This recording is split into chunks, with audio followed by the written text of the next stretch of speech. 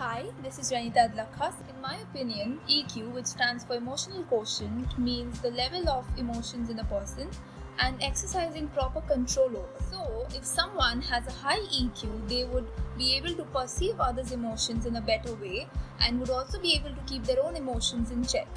Ultimately, it would be a gateway to a more balanced life. EQ is definitely important to us as it helps eliminate depression, anxiety, and mood swings and helps us have a positive outlook towards life. I would love to take a test someday to know my EQ score because who wouldn't? Hi, this is Shreya Pandey, finally a law student from Symbiosis Law School, Hyderabad. So today I'll be sharing some startling facts about emotional quotient, also known as EQ. So emotional quotient is the foundational base for most of your activities in a day in your life. So the thing is, emotional quotient is generally heritable. It also comes from a lot of your childhood experience, your past experiences.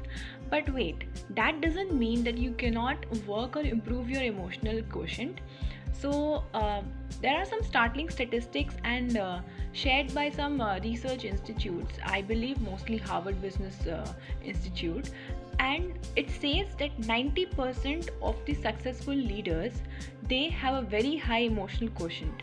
Now why is it important to have such a high emotional quotient is because it's not only that the high emotional quotient it only impacts your own activity, but it also affects someone's it's interrelated. So I believe having and working on your emotional quotient, it's very important because it's something that it's something which is self actualization, self working on yourself, and that's something which motivates you to do better in your life. So I believe everyone should work on their emotional quotient because it's also interrelated to others, and that's how you build your interpersonal and intrapersonal skills. So emotional quotient is in short really very important for a successful career, even for a successful personal life. Hello, this is Raja Day and I'm a systematic trader and a derivative strategist. I'm 22 years old. So as per me, EQ is something which is incomplete. EQ has been created to comfort people with lower intelligence or the people who compete themselves with the people of higher intelligence, and actually this is self-harming. EQ never measures general intelligence and it predicts nothing. As per me, what I think is EQ tests are similar to the tests which tells you what kind of person you are. As and against EQ tests, it is worthless.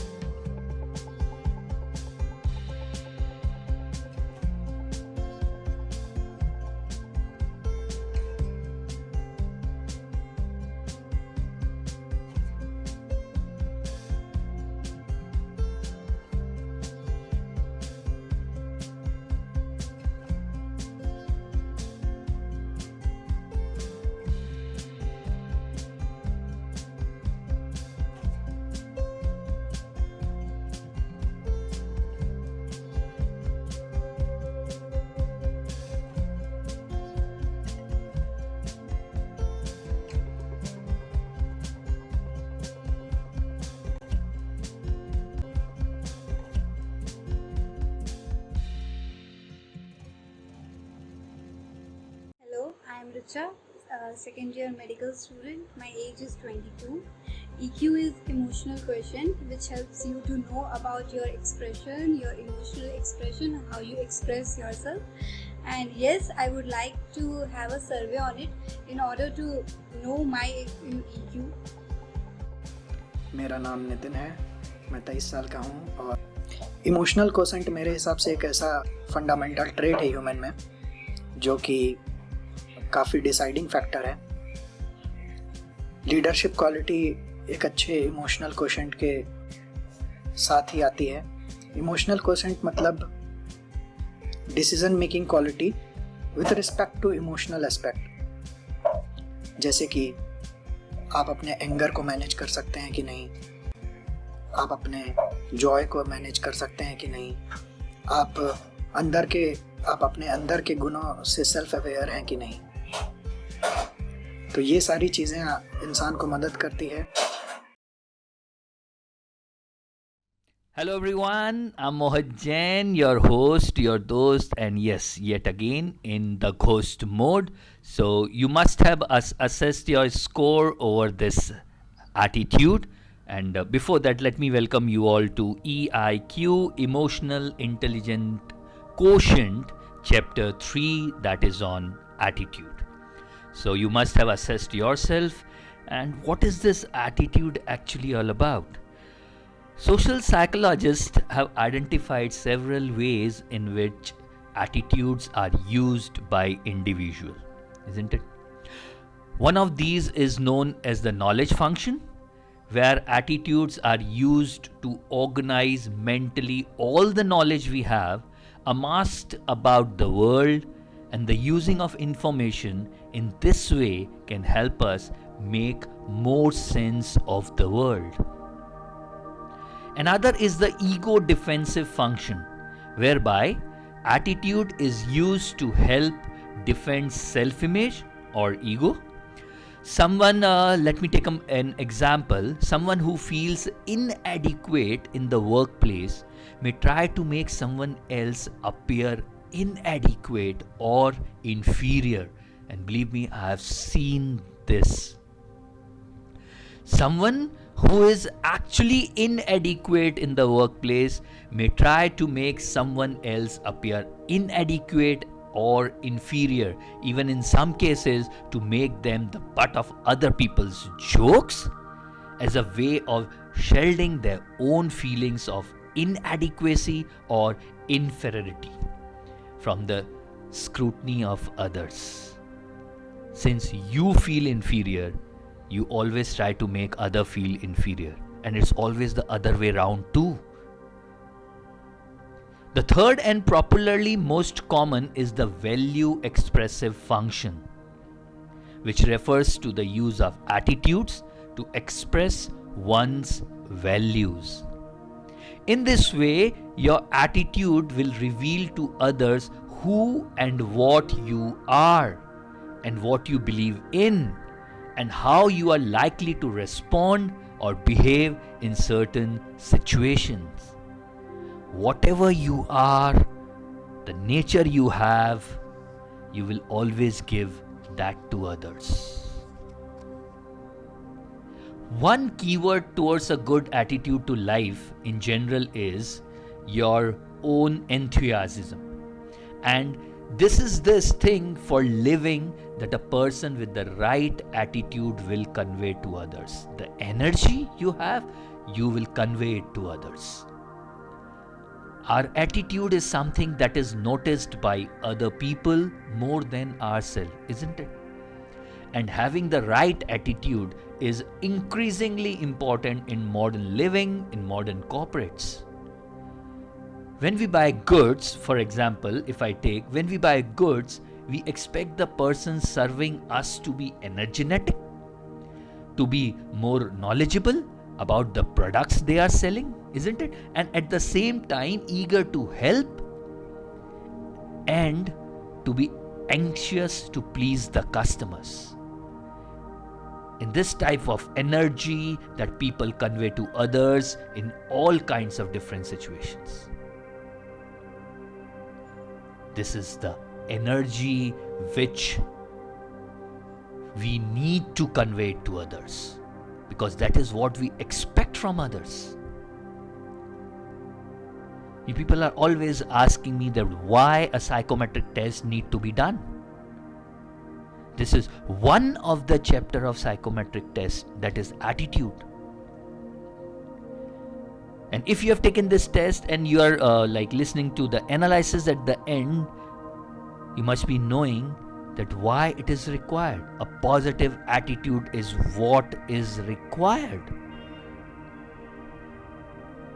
The attitudes of individual can change throughout their lifetime. You can change your attitude. We can make other people also change their attitude. That's why company is asking us to write an psychometric test where attitudinal question would be asked, where attitude is one of the chapters out of 22 chapters. They just want to know about our attitude. And they also want to know how much they are going to work on us so that our attitude matches with their company profile. These changes may be as a result of prevailing circumstances or maybe like life experiences. Hence the phrase goes right down under developing an attitude. These changes may be positive, in which case the individual can develop a better attitude, or negative, in which case the result may be a worse attitude. It is a double-edged sword. It may go either ways.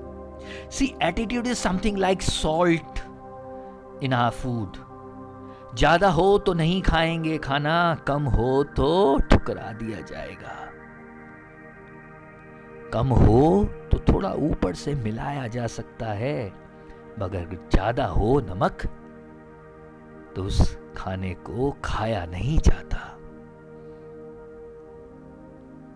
समझना.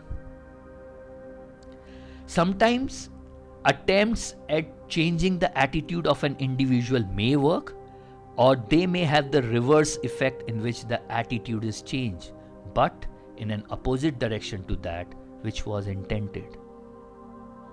Isn't it?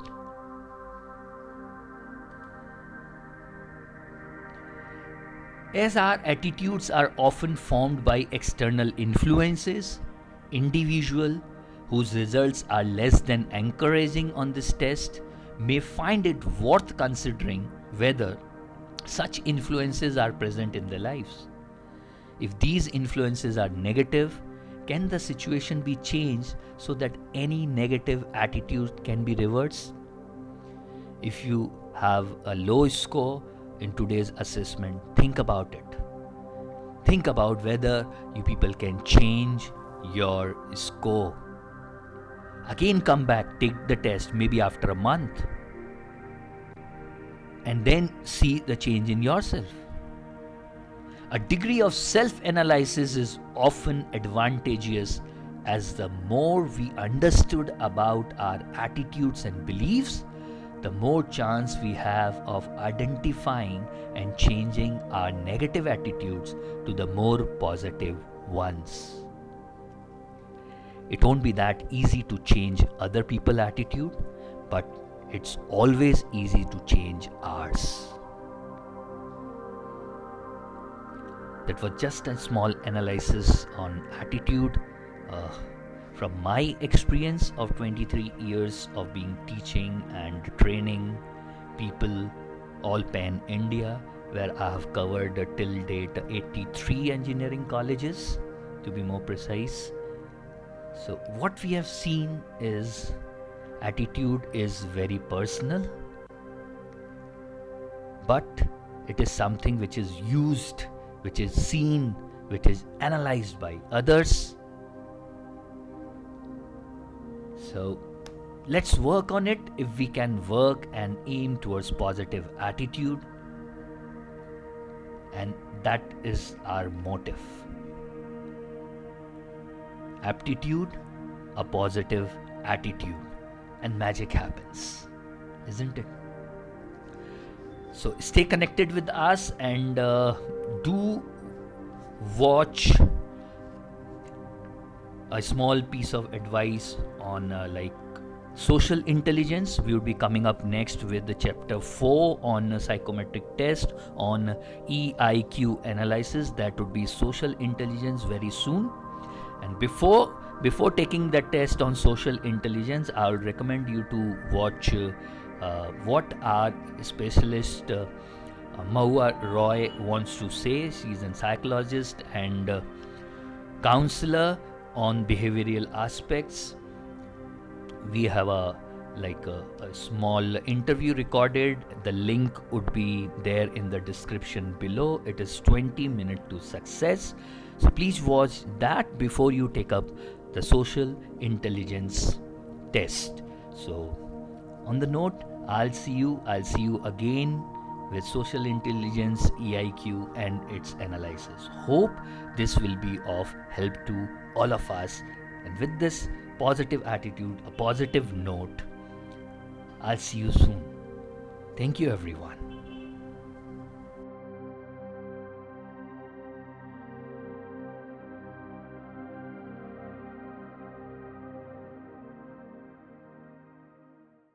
Hi, this is Shreya. I'm